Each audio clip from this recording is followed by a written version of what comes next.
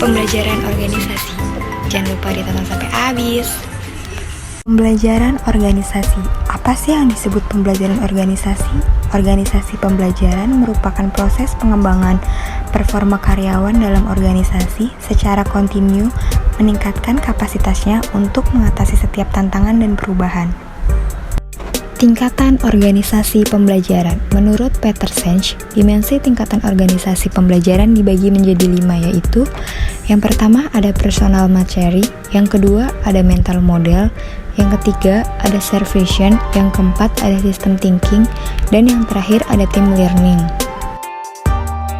Personal materi. Apa sih yang dimaksud personal materi? Personal materi merupakan kemampuan untuk secara terus-menerus dan sabar memperbaiki wawasan agar objektif dalam melihat realitas dengan pemusatan energi pada hal-hal yang strategis. Organisasi pembelajaran memerlukan karyawan yang memiliki kompetensi yang tinggi agar bisa beradaptasi dengan tuntutan perubahan, khususnya perubahan teknologi dan perubahan paradigma bisnis dari paradigma yang berbasis kekuatan fisik ke paradigma yang berbasis pengetahuan. Selanjutnya ada mental model. Mental model adalah suatu proses menilai diri sendiri untuk memahami asumsi, keyakinan, dan prasangka atas rangsangan yang muncul. Mental model memungkinkan manusia bekerja dengan lebih cepat, namun dalam organisasi yang terus berubah, mental model ini kadang-kadang tidak berfungsi dengan baik dan menghambat adaptasi yang dibutuhkan. Dalam organisasi pembelajaran, mental model ini didiskusikan, dicermati, dan direvisi pada level individual, kelompok, dan organisasi. Selanjutnya ada self vision. Self vision adalah komitmen untuk menggali visi bersama tentang masa depan secara murni tanpa paksaan. Oleh karena itu, organisasi terdiri atas berbagai orang yang berbeda latar belakang pendidikan, kesukaan, pengalaman, serta budayanya.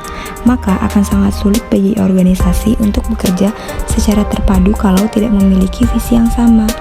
Selain perbedaan latar belakang karyawan, organisasi juga memiliki berbagai unit yang pekerjaannya berbeda antara satu unit dengan unit lainnya. Selanjutnya ada team learning. Team learning merupakan kemampuan dan motivasi untuk belajar secara adaptif, generatif, dan berkesinambungan. Kini makin banyak organisasi berbasis tim karena rancangan organisasi dibuat dalam lintas fungsi yang biasanya berbasis tim. Namun, tanpa adanya kebiasaan berbagi wawasan, sukses dan gagal yang terjadi dalam suatu tim, maka pembelajaran organisasi akan sangat lambat dan bahkan berhenti. Pembelajaran dalam organisasi akan semakin cepat kalau orang mau berbagi wawasan dan belajar bersama-sama. Berbagi wawasan pengetahuan dalam tim menjadi sangat penting untuk meningkatkan kapasitas organisasi dalam menambah modal intelektualnya. Dan yang terakhir ada system thinking.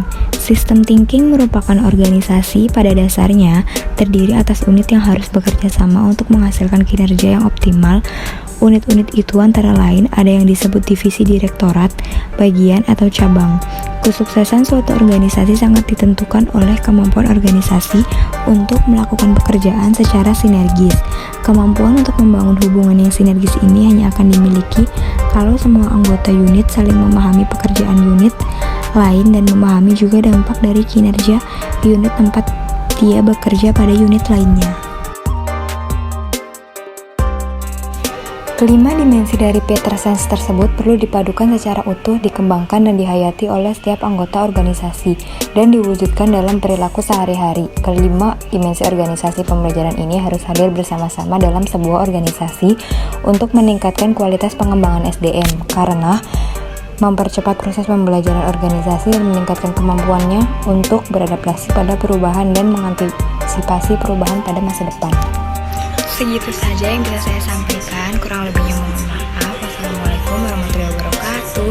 See you next video guys.